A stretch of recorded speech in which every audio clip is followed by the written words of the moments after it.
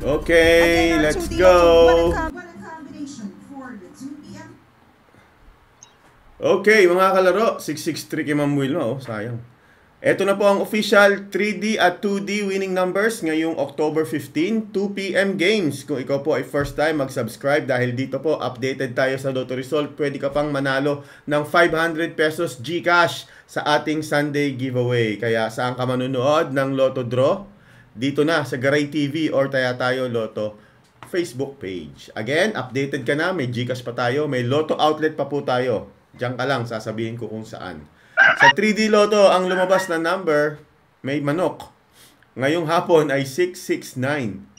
Ayan. Shoutout sa mga kasama ko sa chat, kila Wilma, kila Elmer, JB, Elvira, Karen, J. Rose at Lourdes.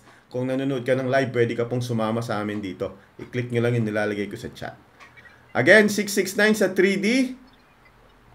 At sa 2D Lotto, 3014 ang lumabas. 3014. Sayang daw kay Janet Abad, 661. Kay Ma'am Wilma man, sayang, 665. 663 pala. Ayan. So mga kalaro, ayan. Salamat sa mga nanood ng live. Yung mga kararating lang, tapos na po tayo. Pero kung gusto nyo mapanood yung ating live draw, ito po, panoorin natin uli para sa inyo. Ano po? Po.